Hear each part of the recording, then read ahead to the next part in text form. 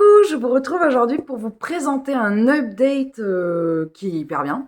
Un update qui est composé de 4 livres, dont un essai, je ne sais pas si c'est un essai, un petit guide, et 2 graphiques. Et en fait, il n'y a que des pépites, il n'y a que de la bombe, il n'y a que des choses hyper bien. C'est pas la première fois que je tourne un update que de coup de cœur, mais voilà, c'est quand même super cool quand ça arrive. Donc c'est parti pour un super update lecture.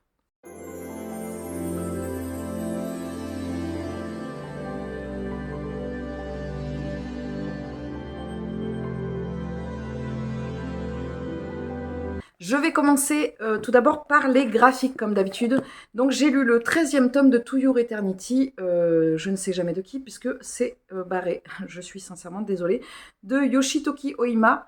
Dans ce 13e tome, alors d'abord, cette saga, vous savez, c'est l'histoire d'une entité qui arrive sur Terre, qui n'est pas humanoïde et qui donc va, qui est même pas vivante, enfin si elle est vivante, mais bref, qui n'est pas humanoïde et qui va se transférer d'abord dans un caillou et qui ensuite va se transférer dans un loup, puis dans un garçon, et qui va en fait découvrir l'humanité sous les traits de ce garçon, qui va aller de peuple, pas de peuple, mais de communauté en communauté. Et à chaque fois, il va partir de la communauté où il est parce qu'il y a des morts. Et cette entité, Im, elle est poursuivie par forcément une espèce de force obscure.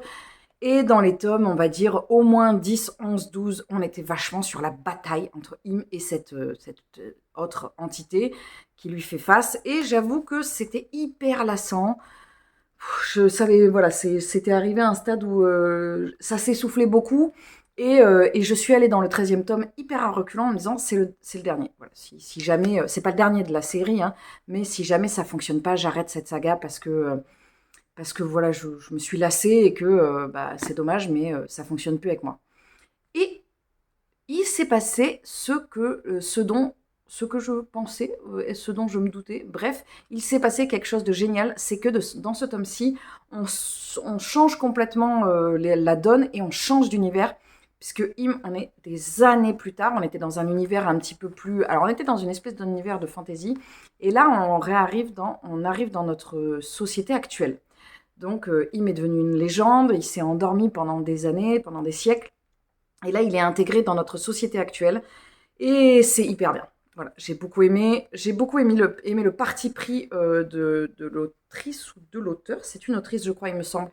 De l'autrice, et oui, c'est ça, parce que c'est celle que j'ai le plus lue en 2024, forcément, parce que j'ai lu 12 tomes. Je vais y arriver à faire ces phrases.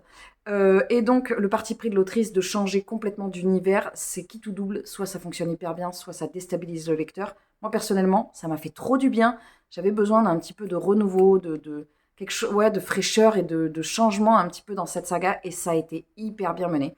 Donc, je suis très contente. Ce tome-ci, du coup, comme il m'a fait redonner goût à cette saga que j'adorais au début, mais vraiment, je l'adorais, ben, il est devenu un petit coup de cœur. Alors, c'est pas autant que les premiers tomes, mais je suis vraiment très très contente de pouvoir enfin réaimer cette saga. Encore un tome de saga qui lui aussi est un petit coup de cœur, plus que le tome 1 même. J'ai lu Légende de la garde, hiver 1152 de David Petersen. Alors je crois que, il me semble que le tome 1 c'est 1151. Alors je ne marquais pas dans mes carnets de lecture, avant je ne marquais pas les graphiques. Et j'ai décidé que dans mon nouveau carnet de lecture, je ferai aussi un suivi pour les graphiques, parce que sinon j'oublie en fait. Bon, je ne sais plus si c'était ça. Bref, dans ce tome-ci, on suit toujours nos souris qui sont dans cet univers où elles vivent, elles ont un comportement humain. Elles sont anthropomorphes, je vais y arriver. Et dans ce monde, il y a la garde, c'est une faction en fait qui défend les intérêts du peuple souris. Et dans le premier tome, on sent que ça commençait à aller mal. Et dans le deuxième tome, les souris vont chercher à s'allier les unes avec les autres.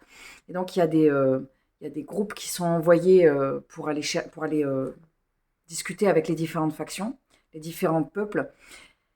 Et je ne vais pas forcément vous en dire plus parce que j'ai déjà dit pas mal. Dans ce tome, ce que j'ai beaucoup aimé, alors déjà, David Petersen, il est sans pitié avec le destin de ses souris.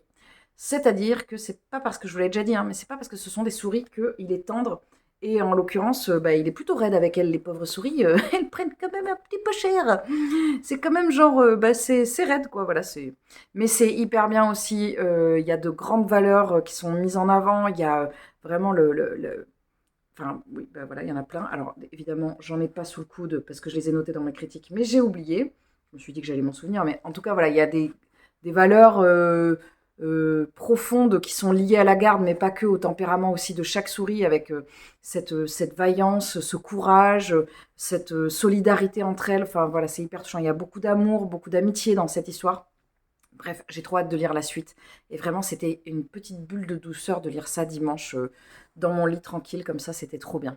Non mais attendez, je viens de vous dire une bulle de douceur alors qu'en fait c'est le gros massacre dans ce bouquin. Bref, en tout cas, on se sent bien immergé dans l'histoire. Les 4 livres que je vais vous présenter ensuite sont de très très très bonnes lectures, donc je n'ai pas forcément d'ordre. Je vais vous les présenter un petit peu comme elles se présentent.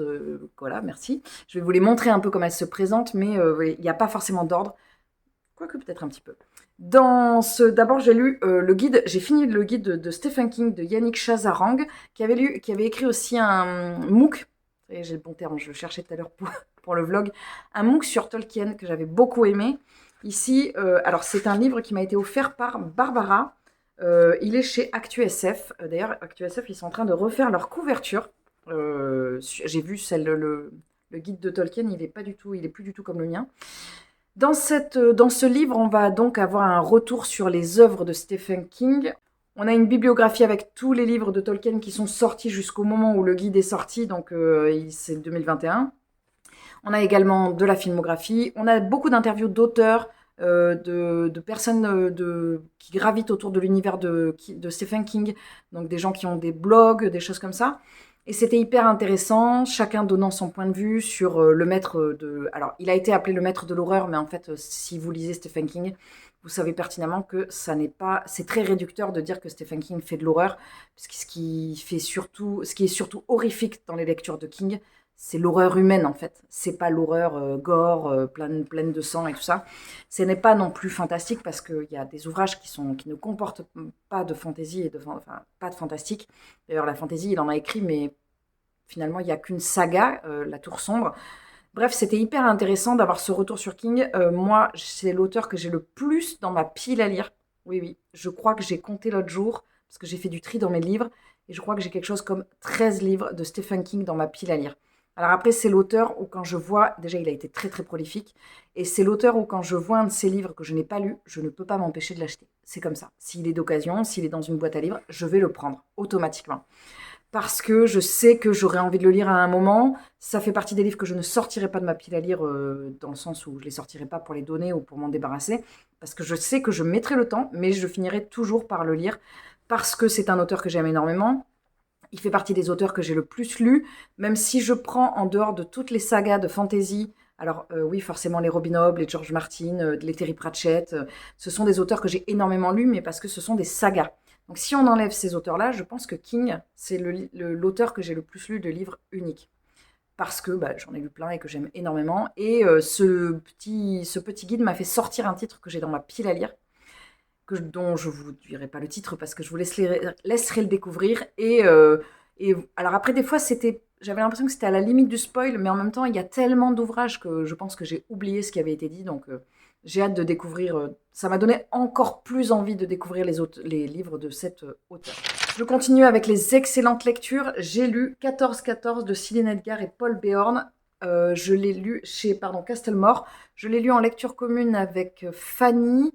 Et il me semble qu'il y avait quelqu'un d'autre, peut-être Barbara. Je vais mettre des post-it, j'ai dit maintenant, dans mes livres. Mais je n'avais pas encore fait cette résolution. C'est Claire qui m'a offert ce livre. Je devais le lire avec l'autre Claire d'ailleurs, mais qui était un peu débordée ces derniers temps, donc on n'a pas pu. Dans ce livre, on va suivre le destin de 2 garçons, Adrien avec un H et Adrien sans H. Adrien sans H vit en 2014, alors que Adrien avec un H vit en 1914. On rencontre ces 2 jeunes garçons quand ils ont 13 ans. Ils habitent tous les 2 en Picardie, dans un village. Et alors, pas dans le même village, il me semble qu'ils sont dans des villages voisins. Bon, avec 100 ans d'écart, évidemment. Et on va découvrir le destin de Adrien en 2014, qui est un garçon qui vit avec sa sœur et sa mère. Son père est n'est pas là. On ne sait pas tout de suite, je crois, pourquoi, mais bref, il n'est pas avec eux, il vit pas avec eux. Et donc, on va le suivre dans ses histoires, dans ses déboires amoureux.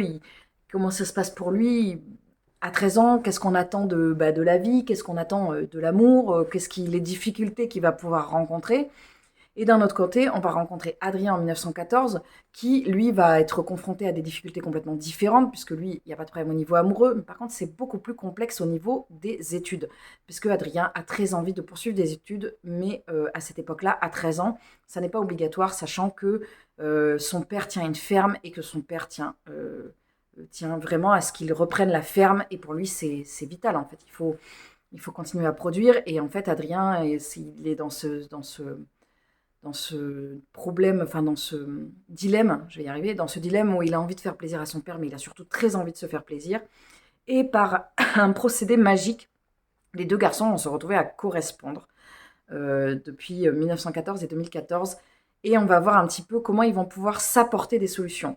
Alors tout d'abord, ce livre est extrêmement crédible, c'est-à-dire, bizarrement alors qu'ils correspondent à 100 ans d'écart, mais il est très crédible parce que dans le caractère des deux Adriens, on a vraiment l'impression qu'ils ont 13 ans. Des fois, ils sont contents comme des garçons, enfin comme des jeunes enfants de 13 ans, des jeunes préados de 13 ans, et des fois, ils sont pas contents comme des gens de 13 ans, des jeunes gens de 13 ans.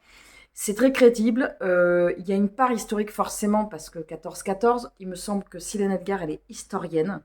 C'est présenté. Professeur de français et anime le site Callioprof, à destination des profs du collège. Voilà.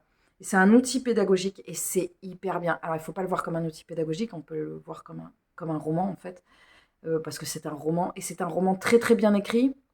Il va parler de la guerre, mais avec beaucoup de subtilité, beaucoup de alors, ça peut être mis entre les mains très très jeunes, hein, parce qu'il n'y a rien il y a rien comme trigger warning, je vais y arriver. Il n'y a rien comme trigger dans ce bouquin. Tout est fait avec finesse. Moi, Paul Bern, j'y allais les yeux fermés, puisque c'est l'auteur de Calam, qui a été un de mes coups de cœur énormissimes. Là, vraiment, c'est marrant parce qu'on sent même pas que c'est écrit à quatre mains. Alors, c'est de toute façon toujours très difficile d'arriver à décerner quand c'est écrit à quatre mains. Mais voilà, c'est vraiment un petit bijou d'histoire, un petit bijou d'histoire, un petit bijou d'acceptation de soi. Ça soulève plein de sujets, c'est hyper intéressant, c'est très émouvant. C'est une super histoire, même si... alors, même si, non, c'est pas même si, mais si le côté un petit peu... le fait que ça aborde la guerre peut être un petit peu... peut freiner un petit peu, eh bien, il faut se dire que c'est très peu abordé. Par contre, ce qui est hyper intéressant, c'est qu'à la fin de certains chapitres, il y a des photos où voilà, ça reprend des dessins plutôt de l'époque du XXe siècle, de 1914. Et c'est hyper bien fait et c'est surtout hyper intéressant. Il y a plein de fois où j'ai regardé, où je me suis dit, ah ouais, c'était comme ça. Là, par exemple, il y a une photo de ruines de Révigny-sur-Ornay après la bataille de Verdun. Et forcément, ça vient énormément questionner, en fait. Moi, je les ai regardés, je me suis dit, ah ouais, c'est pas vu, en fait. Faut pas oublier, quoi. Bref, c'est une lecture que j'ai adorée. Je ne peux que vous la conseiller. Je ne peux que la conseiller à des plus jeunes lecteurs si vous en connaissez. Moi, je suis très contente que Claire me l'ait offert. Je pense que je vais le garder. Enfin, c'est pas je pense, je vais le garder dans ma bibliothèque parce que j'aimerais bien que ma fille le lise plus tard. Pas maintenant parce qu'elle est un peu petite. Mais c'est vraiment un super bouquin à mettre entre toutes les mains. Je vais vous présenter ensuite un petit coup de cœur. Je l'ai mis dans mes coups de cœur 2024, donc je ne l'ai pas, je l'ai pas lu cette année, mais j'ai tellement de retard sur mes updates que je suis obligée de rattraper un petit peu les lectures de fin 2024. J'ai lu enfin, alors là, dans cette lecture commune, il y avait Barbara, ça c'est sûr. Et ensuite, je ne sais plus si c'était Fanny ou Jessica. Je suis désolée, les filles. J'ai lu enfin le premier tome du Prieuré de l'Oranger de Samantha Shannon, qui m'a été offert par Barbara dans mon calendrier de l'Avent l'année dernière. J'avais super envie de lire ce livre depuis super longtemps. Et j'avoue que j'ai été hyper contente. J'ai pas du tout été déçue. Alors, je vais essayer de vous refaire un pitch, mais alors c'est pas évident parce que je l'ai lu il y a un mois, donc ça va être compliqué de vous faire un pitch intéressant. Je vais vraiment me baser sur la 4e de couverture pour vous faire le pitch de ce bouquin pour éviter de spoiler, parce que je ne sais plus quand est-ce que les événements arrivent dans le bouquin, donc on va éviter de sortir de ça. On va suivre d'un côté la reine Sabran IX qui règne sur un Rhénum. Hyper intéressant d'ailleurs parce que c'est la première fois que je vois le nom Rhénum.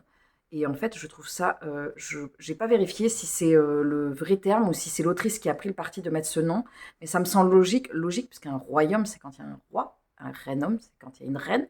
Je ne sais pas, mais en tout cas, elle règne sur ce regnum, et il y a toute une histoire autour de ce regnum, c'est-à-dire que les reines doivent engendrer des filles qui elles-mêmes après règnent sur ce territoire. Et vraiment, ça ne peut fonctionner que comme ça. Donc forcément, il faut qu'elle se marie, forcément, il faut qu'elle ait une héritière. Le problème, c'est que c'est une femme forte et qu'elle n'a pas forcément envie de se lancer dans un mariage, même si elle a bien conscience qu'elle n'a pas le choix. D'un autre côté, la reine Sabran, évidemment, a plein d'ennemis et on va découvrir un des personnages qui est à sa cour et qui veille sur elle plus ou moins secrètement. C'est quelqu'un où on voit qu'elle a des spécificités, mais voilà, on ne sait pas trop. Je vais éviter de vous en dire parce que je ne sais plus quand est-ce que ça arrive. Et d'un autre côté, on va suivre une jeune fille qui s'appelle Tané, qui s'est entraînée toute sa vie pour être dragonnière, qui a très envie d'être dragonnière, jusqu'au jour où, le matin de ses épreuves, il se passe un événement qui remet en question tout son avenir. Ce livre, je l'ai énormément aimé. Je pense que j'ai tout aimé dedans. J'ai aimé le fait qu'on suive différents personnages. Moi, c'est quelque chose que j'aime bien en fantasy. J'ai aimé le côté... Ça m'a rappelé le Trône de Fer. Ça m'a rappelé vraiment les bouquins, pas la série. D'ailleurs, j'ai écouté la bande originale de Game of Thrones pendant que je lisais. Je me suis dit d'ailleurs qu'il fallait que je vous dise qu'est-ce que, de temps en temps, si ça vous intéresse, je peux vous dire quelle bande son j'écoute avec quel livre, parce que j'écoute quasiment tout le temps de la musique, et notamment surtout quand je lis. J'ai aimé l'écriture de Samantha Shannon, j'ai aimé l'univers dans lequel elle nous plonge. J'ai trouvé les personnages un petit peu... Au début, j'avais du mal à situer un peu tout le monde, mais comme dans Game of Thrones, on a du mal des fois au début, quand il y a plusieurs personnages, les liens les uns avec les autres, mais je l'ai trouvé extrêmement addictif comme lecture.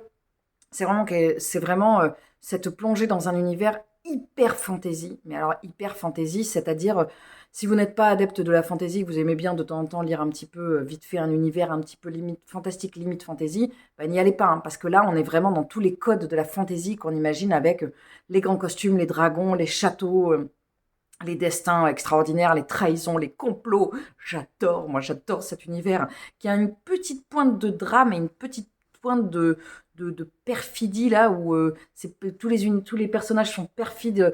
On ne sait pas à qui se fier, on ne sait pas vraiment qui est gentil, qui est méchant. C'est pas manichéen, vraiment c'est d'une grande complexité et c'est ça que j'adore. J'adore avec ce côté. Personne n'est gentil. Personne n'est gentil, mais ça ne veut pas dire que personne n'est méchant non plus. C'est pas ça. C'est-à-dire que ça n'est jamais simple. Les personnages sont remplis de nuances. Ils ont des moments où ils sont bons et il y a des moments où ils ne sont pas bons du tout. Il y a des moments où ils sont méchants, ils sont sournois, ils sont mesquins et ils sont humains en fait. Ils ont tout le panel d'émotions que les êtres humains peuvent avoir et c'est hyper intéressant. Donc voilà, je peux que vous conseiller évidemment la lecture de ce titre si vous ne l'avez pas fait. Alors je pense que tout le monde a lu Le Prieuré de l'Oranger, hein. Moi j'arrive 8000 ans après la bataille. Il date de 2019. C'est pas si vieux, hein. 2019, c'était qu'il y a 6 ans, c'est pas si vieux.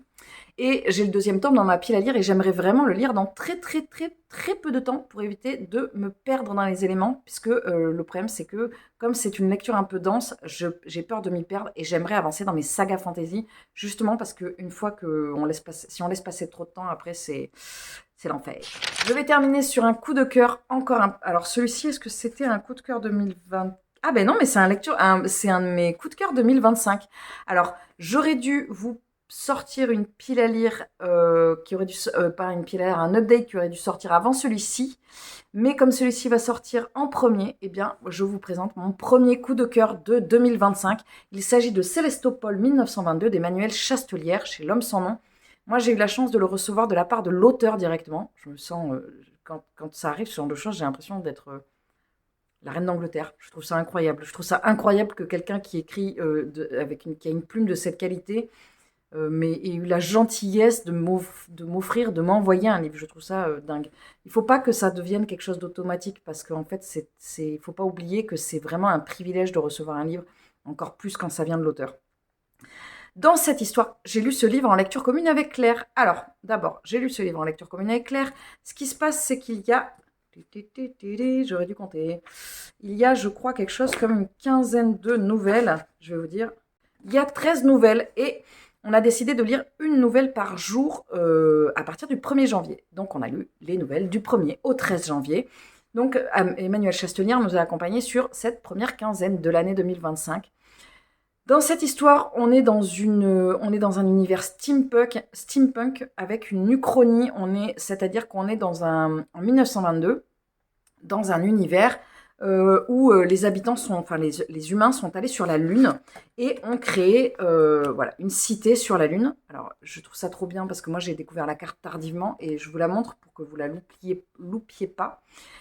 Dans cet univers, donc, les habitants vivent sur la Lune et évidemment, c'est plutôt chapeauté par les Russes, a priori.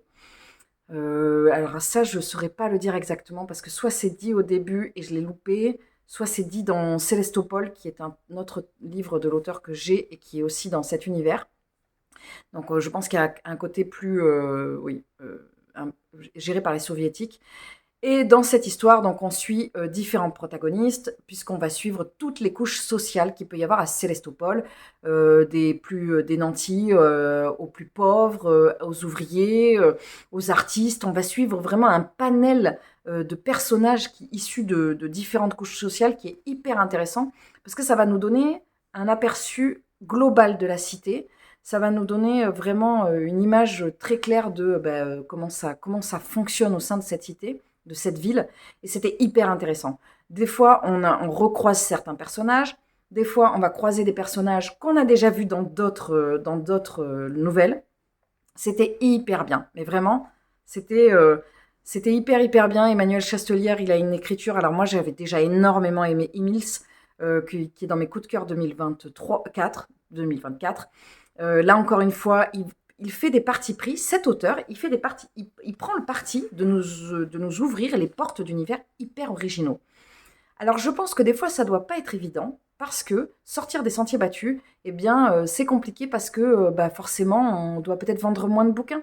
Forcément, si on ne refait pas une énième réédition de version de La Belle et la Bête, forcément, on vend moins. Clairement, si on refait pas une énième version de je sais pas quel autre conte, je pense à La Belle et la Bête parce que je pense que c'est celui qui est le plus repris, forcément on attire moins certains lectorats, notamment le lectorat young adulte. Mais j'ai envie de dire, c'est pas grave en fait. C'est pas grave parce que moi je sais que les livres d'Emmanuel Chastelière, ils sortent des sentiers battus et du coup, ils vont laisser une empreinte en moi. Ce que ne va pas faire un livre que j'ai déjà eu l'impression d'avoir lu 152 fois avec une histoire toxique que j'ai déjà lu et qui ne m'intéresse pas. Alors peut-être qu'effectivement ça va intéresser un lectorat plus young adulte, et encore je suis même pas sûre parce qu'au bout d'un moment le lectorat young adulte, à force de les pressuriser, de leur resservir toujours la même soupe, au bout d'un moment ils en peuvent plus, clairement ils ont plus envie de lire ça. Ça passe de mode, et par contre le problème c'est qu'avec les modes, une fois que c'est passé de mode, en fait ça n'intéresse plus personne. Alors que ce type d'ouvrage, l'intérêt c'est que ça va peut-être séduire moins de lecteurs au démarrage, parce que c'est plus original. Par contre, ça va tout le temps intéresser des gens. Parce qu'un récit qualitatif, ça finit toujours par trouver son lectorat. J'ai adoré cette lecture. Comme d'habitude, j'adore la plume de cet auteur, que je ne peux que vous encourager à découvrir. Moi, j'avais pas lu Sélestopol, j'ai lu directement Sélestopol 1922. Ça m'a pas du tout posé de problème, mais pas du tout. Donc là, je lirai Sélestopol après, mais voilà, vous pouvez le lire tout seul sans problème. Ce que je voulais dire aussi, c'est que j'ai ressenti un attachement très fort au personnage et c'est pas toujours. Enfin, j'ai lu juste avant, pas juste avant, mais le dernier recueil de nouvelles que j'avais lu, c'était Chinook de Pete Fromm. Et des fois, j'avais un attachement à certains personnages et des fois, je n'en avais pas. Donc, c'est pas toujours le cas sur les nouvelles, c'est pas évident à doser. Et là, je trouve que ça a très bien fonctionné. D'ailleurs, je vous ai pas dit, mais moi, ma nouvelle préférée, c'est La malédiction du pharaon. Mais alors, vraiment, ça a été, je ne sais pas pourquoi, avec cette nouvelle-là, j'ai découvert que j'avais une passion pour, je ne vous dirai pas quoi, puisque c'est dans la nouvelle. Bref, vous l'aurez compris, j'ai adoré cette lecture. Voilà, c'en est tout pour cette update lecture qui, comme vous l'avez vu, est composée de 2 coups de cœur et de très bonnes lectures. Alors 2 coups de cœur dans les romans, mais il y avait aussi un coup de cœur dans le graphique. J'ai vraiment énormément aimé ces lectures. J'espère que j'ai réussi à vous motiver et à vous donner envie de les lire parce que vraiment, là, on est sur des super bouquins de très grande qualité avec des plumes que j'ai adorées. N'hésitez pas à me dire en commentaire, comme d'habitude, qu'est-ce qui vous tente et à me le mettre sous forme d'emoji parce que j'aime bien. J'aime bien quand vous mettez des emojis et que je dois deviner quels sont les titres. Et l'autre jour, Hélène, d'ailleurs, dans les commentaires, elle m'a remis des emojis pour me faire deviner un titre. Et je suis obligée de me creuser, je suis obligée de me dire, mais qu'est-ce que j'ai bien pu dire dans ma vidéo qui vous fait mettre cet emoji-là? Donc, je trouve ça trop bien. Donc, s'il vous plaît, remettez des emojis. Voilà, bon, sur ce, je vais m'arrêter pour cette update, pour cette vidéo. J'espère que vous allez bien. Je vous embrasse très fort. Je vous souhaite une très bonne journée, une très bonne semaine, un très bon mois, une très bonne année. Et je vous dis à très vite dans une prochaine vidéo. Salut!